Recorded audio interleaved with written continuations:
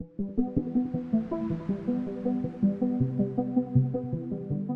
what's up guys, Gray here, and today we've got our week 1 battle of the BBL. We're going up against MattOshea and his Montreal Milotics. Really great guy, fantastic battler. Make sure to go check out his channel. His link will be down in the description below, as well as all the other coaches for the BBL this season. Yeah, this game is actually going to be post-com, so I was ill for a little while prior to this game. I think I had just come off my antibiotics for a chest infection.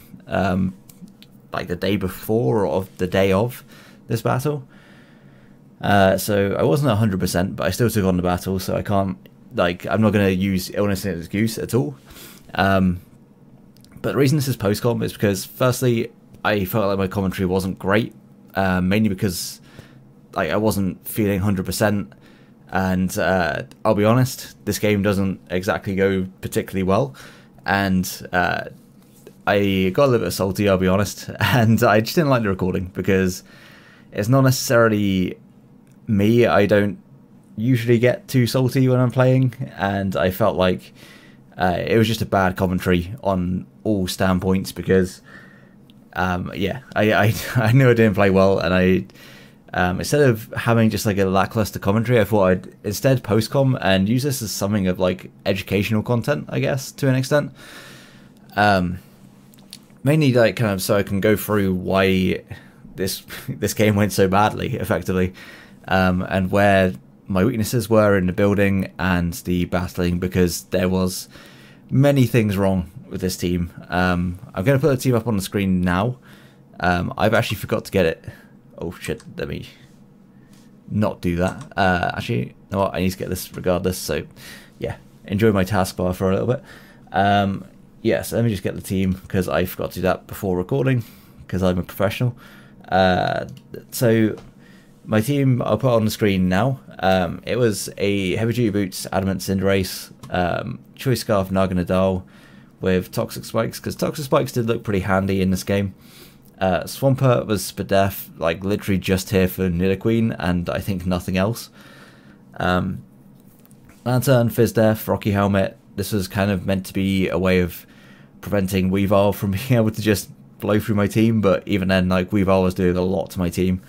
A mixed bulk Greedent to just kind of try and take on as much as it possibly could, and then a Yachiberry Sweeper Landorus that realistically, when you see the 6 that came, didn't have a great chance of actually being able to break through his team. So yeah, if we get into the battle, I'll just press play on this. We'll get to the team, and Vikavolt was at the bottom. As there you go, it's better. You can actually see it now. He brings the Mew, Vaporeon, Weavile, Rayquaza, Aegislash, and the Vikavolt. I think I was expecting Nidoqueen over the AG, but this is pretty much the team that I was expecting, and still I was massively underprepared for it. I think I changed my Naganadal set about 3 times prior to doing the battle. Cinderace, because I expected a Nidoqueen, I think Cinderace was boots, and that was fine. I think that was a good decision. Swampert honestly had literally no role in this to play at all, unless it was a specially offensive Aegislash. Outside of that, it literally lost everything. I think I said in my commentary that it was my Mew switching, but it's got nothing on there to deal with a setup Mew. It is Stealth Rock, Protect, Flip Turn, Earthquake, so all it's going to do is Flip Turn out or Earthquake for 30%. Even if it's offensive, it's not doing a lot of damage at all. The Greedent, I think, was fine. Honestly, I think the set was just solid against everything. It wasn't amazing, but it was just solid enough. The AG did come, so I could have brought Choppleberry and protected myself from close combat, but at the same time, I've brought Choppleberry in the past for an Aegislash, and depending on whether Matt's actually watched that game, yeah, he'll know that the chance of me killing with Earthquake afterwards is 100%. So I don't think he would ever take that risk, so I guess the Citrus Berry is fine.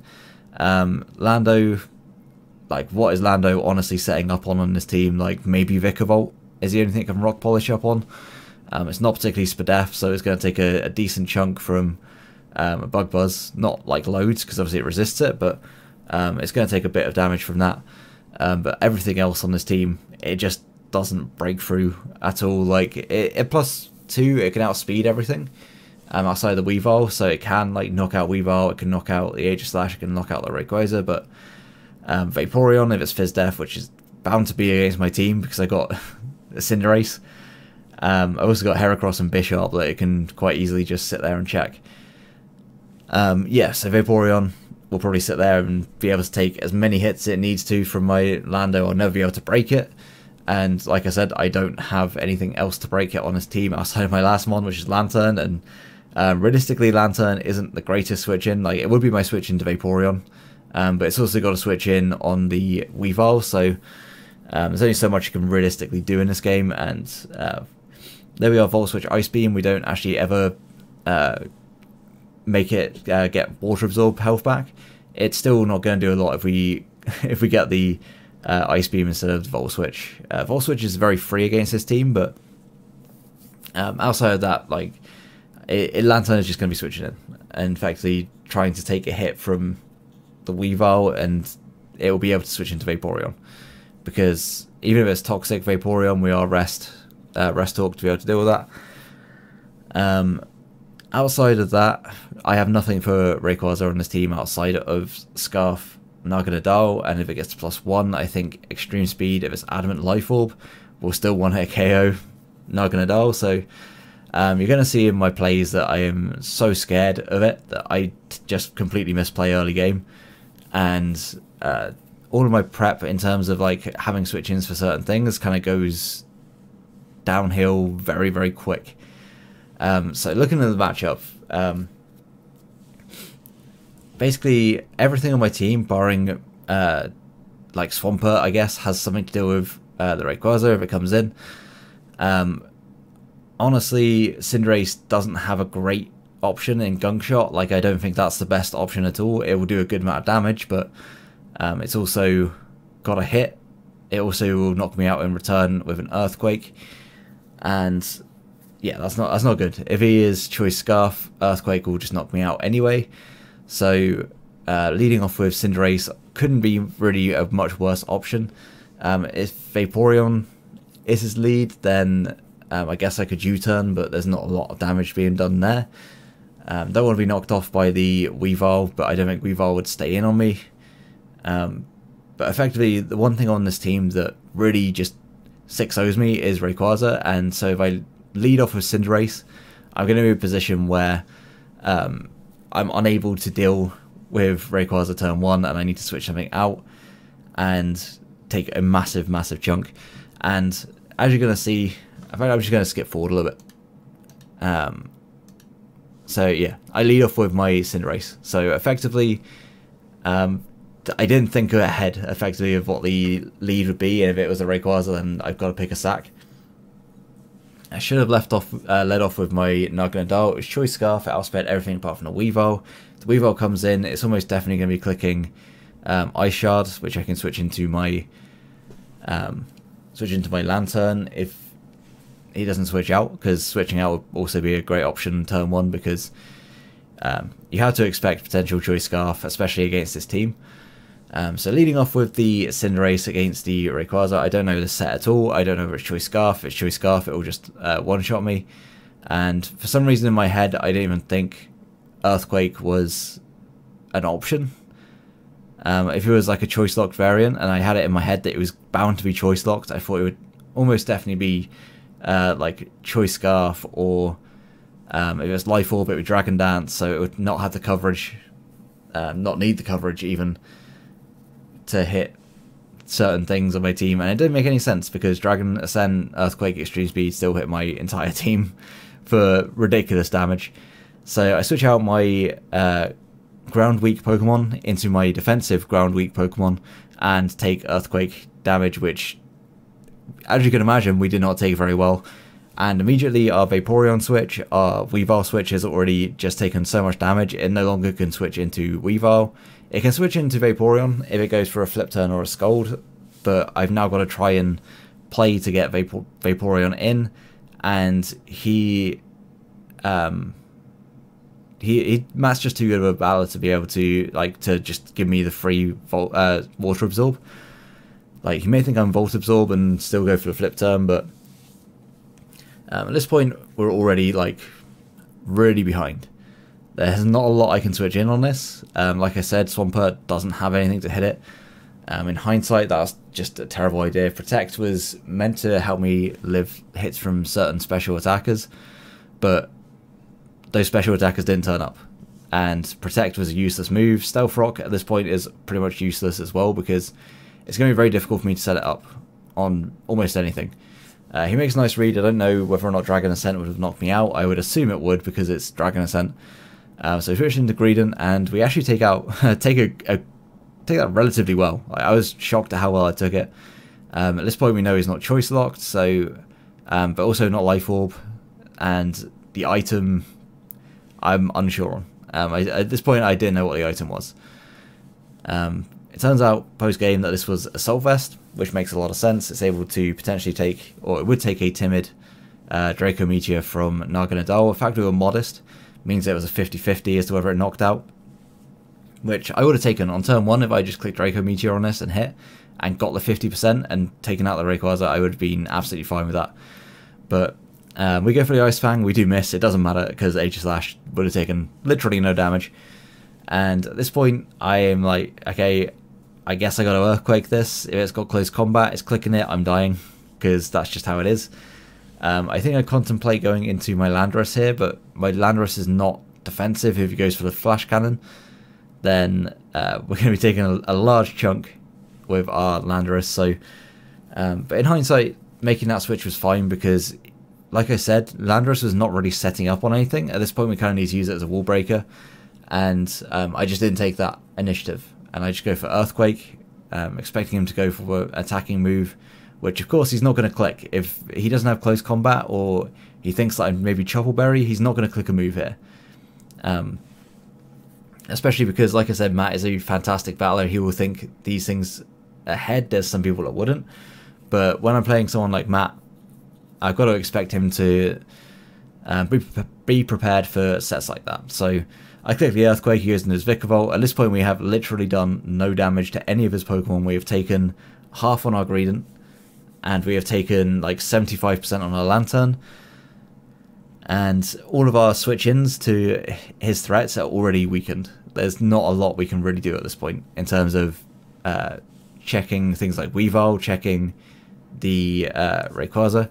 He does go for the Energy Ball, which doesn't knock me out, but unfortunately does get the Spadef drop, which means that I realistically cannot stay in on this turn, because like a Bug Buzz or a Thunderbolt would do just way too much damage to me.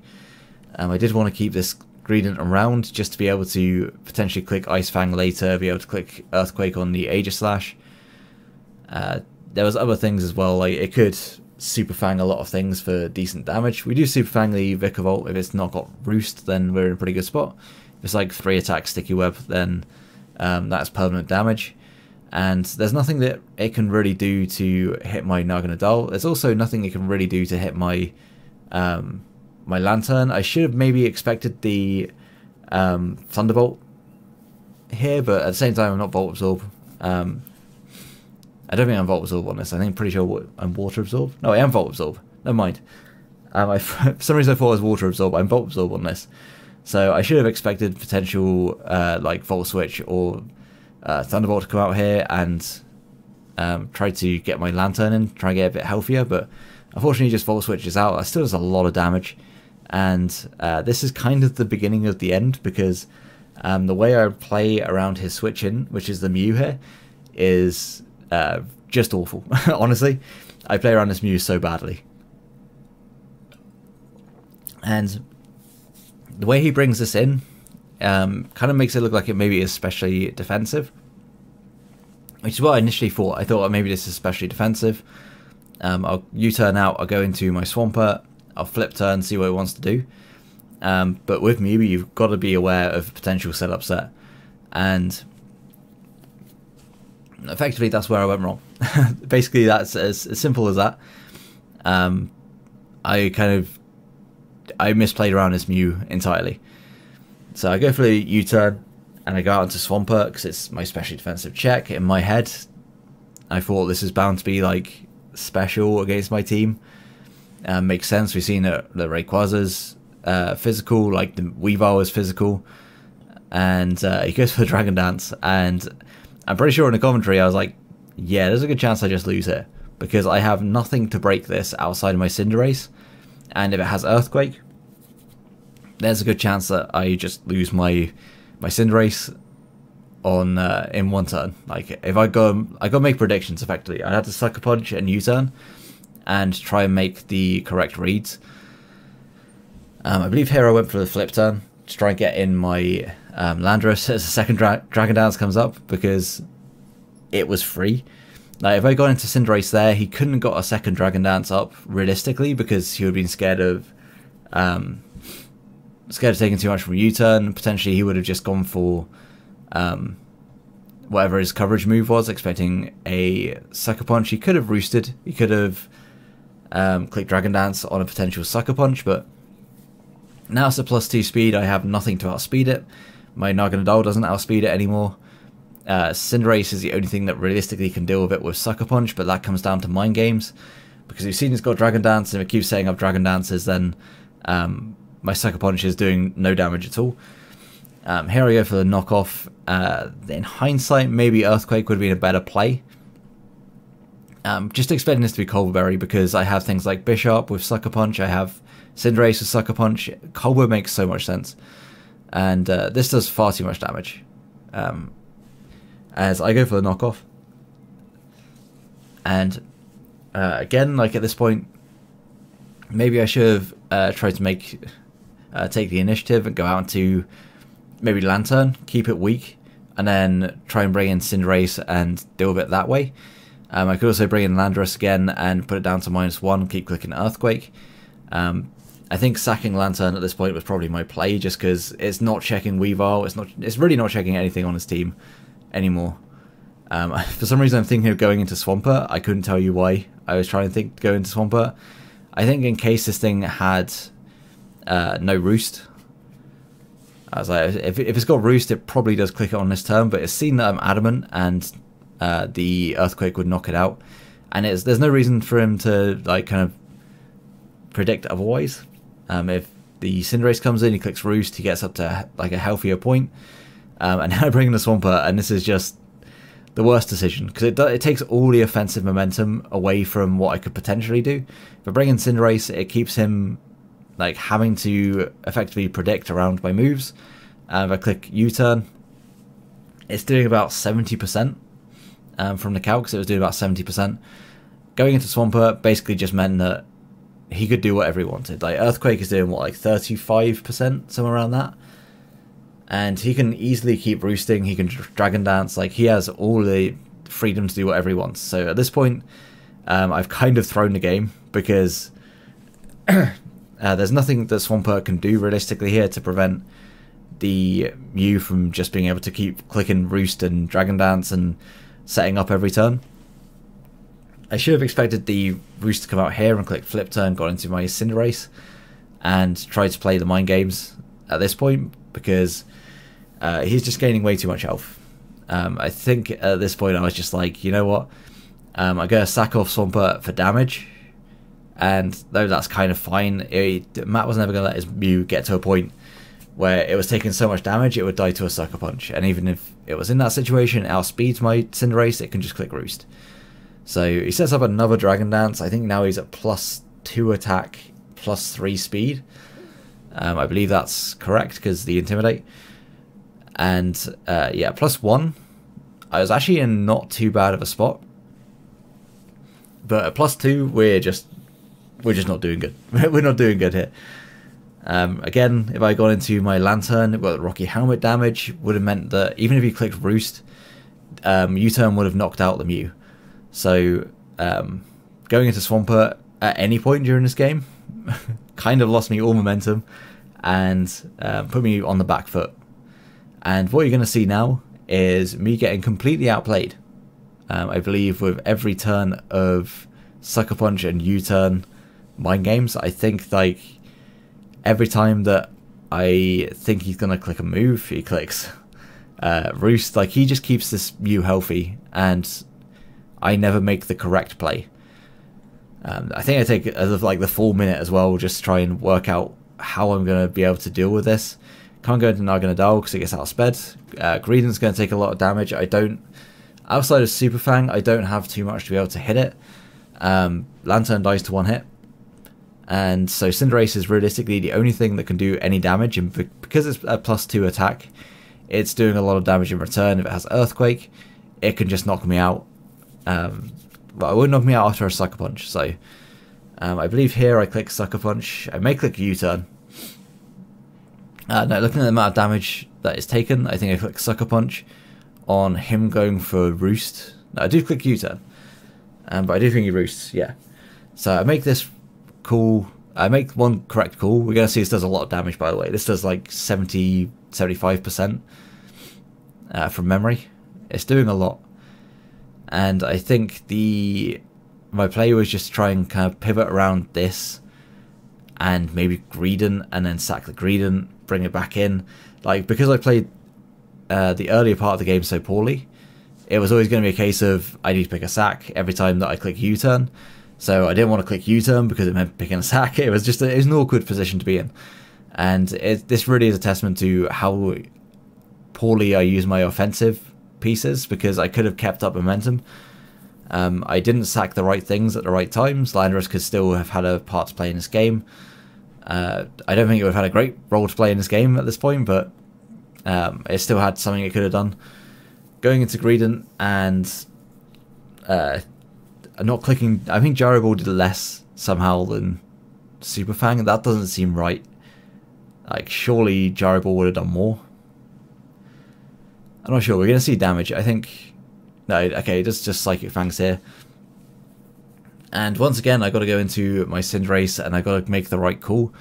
Here, I thought Roost was way too obvious, and if he roosts up and I click U-turn, I'm pretty sure it knocks out the Mew here. So I think that he's going to attack me to try and knock me out before I click U-turn. If he makes the right read, then I do believe I go down to a +2 Psychic Fangs. So this all comes down to mind games, and I think that I did not play around as well. I clicked Sucker Punch so quick. I didn't even think about this play. I click Sucker Punch, he clicks Roost, which makes sense. Like, it made so much sense, but at the same time, I click U-turn. I want to say off that previous damage, it would have at least put him low. Like, it would have put him into, I don't know, like, I want to say maybe 10%. And if that was the case, I could have gone into my Lantern, potentially, and Volt Switched, and it literally all came down to constant mind games, because I didn't have anything for this Mew. This particular Mew set, I didn't really have much for on my build in general, but the fact that I played so poorly in the way I brought in Swampert always left me on the back foot. I do get this one right. I do manage to get one Sucker Punch off, and it just barely misses out on the KO. I think it was a roll, but I'm not entirely sure. The Fire Punch that over the Earthquake was interesting, but it does make sense in hindsight. And now I got to make the decision. I think U-turn is, again, super obvious. I don't think he...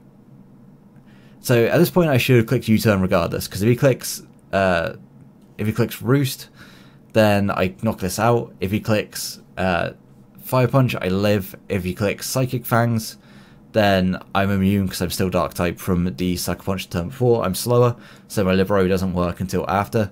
So Sucker Punching is absolutely the wrong play, 100% the wrong play, because Roost puts him in a much better position. Clicking U-turn means that I confirm the knockout.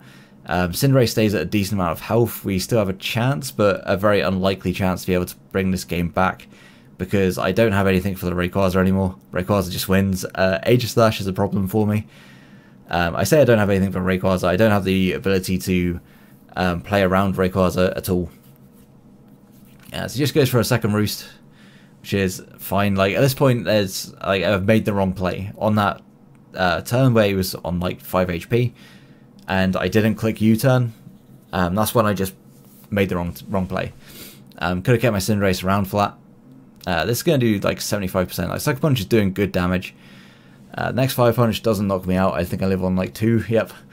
And I mean, it was a roll. It was a roll to knock me out, but at the same time, there's no world in which you should take that roll.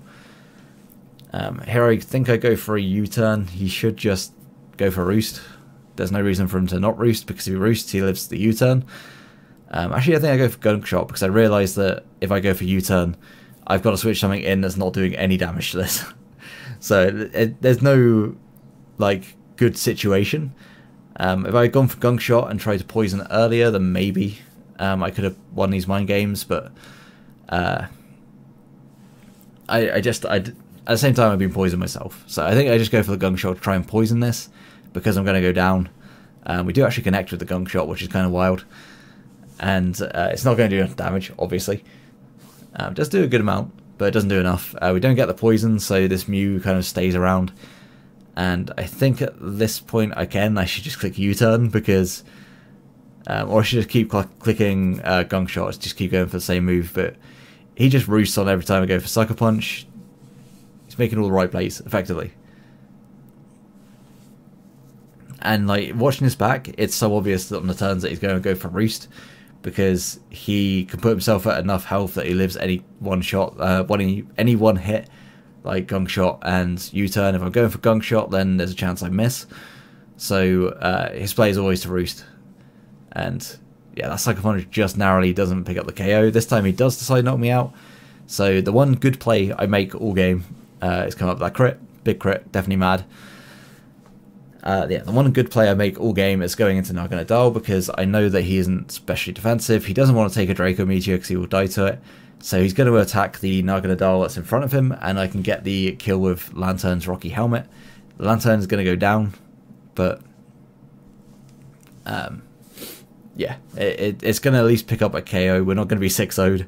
As long as he doesn't predict this and go for Roost. I don't think he has any reason to predict this. At this point, he just clicks Psychic Fangs over and over and he wins. If Lantern comes out and it's not Rocky Helmet, then he can Roost up on it. So there's like literally no downside to him clicking Psychic Fangs at this point. So fortunately we are able to pick up a KO and get our differential down. But there's like no way of coming back from this game. There's like a choice locked Naganadal is unable to beat the remainder of his team. Swampert from the beginning was kind of unnecessary to keep around, so Swampert is certainly not doing much in this position. Now it's a 50-50 as to whether I can get more kills or not. If I go into Naganadal, I can click Fire Blast or Draco Meteor and try and play around. Naganadal is better because it at least like forces either a KO or it forces a switch, and I can try and play around that. I don't think I go into Naganadal. Yeah, I do. Okay, so I do make that play right as well, as he goes into the Vaporeon. Like I said, Vaporeon, like, it hard walls my Swampert set, so I can't really do anything to that. And I think I just clicked Draco here. Pretty sure I just clicked Draco. Toxic Spikes would have also been a potential play to try and get some differential down, but considering what he had left, potential heavy duty boots on the Weavile, the only thing it's really affecting is the Vaporeon. So again, it's completely pointless. Like, if I had set up the Toxic Spikes early, then maybe.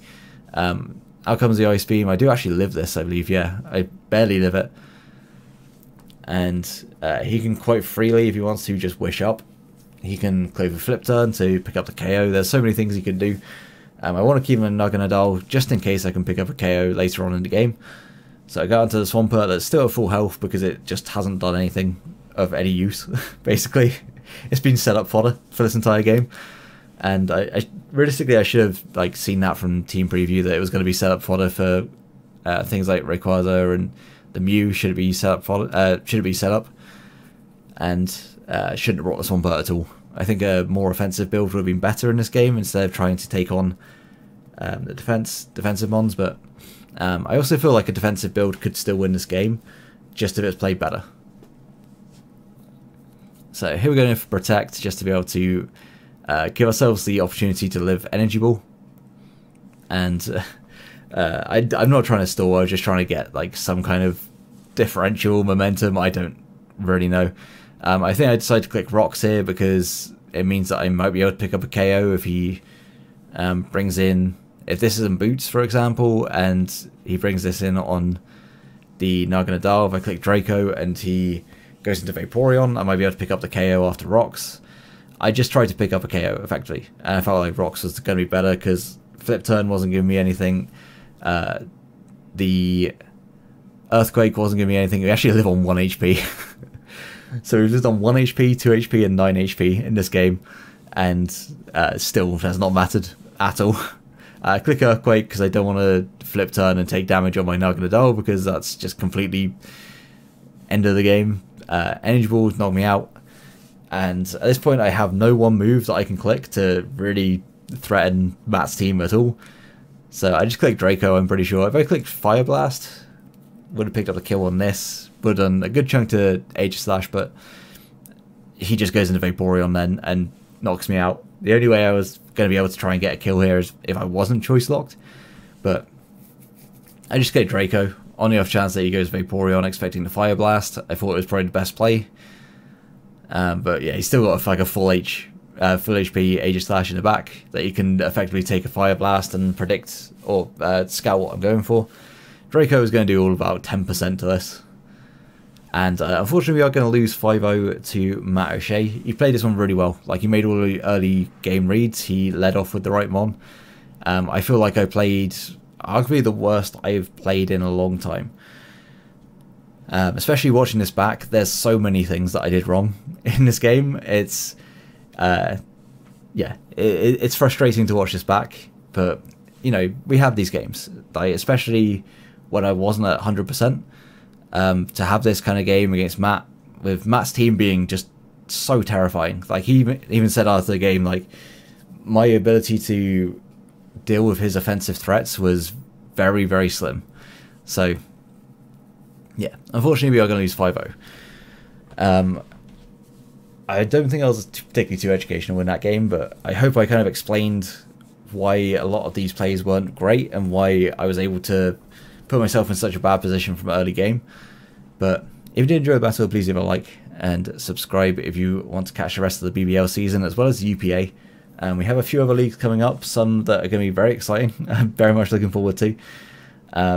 One that's in August that should be very good. Again, Matt's going to be in that league as well. Spoilers. But yeah, looking forward to like being able to come back from this hopefully in the rest of the season. Make sure to go check out Matt's side of the battle and his channel. Like I said, fantastic battler, great content creator. Yeah, make sure to go check him out. And until next one, have a great day, guys. Peace.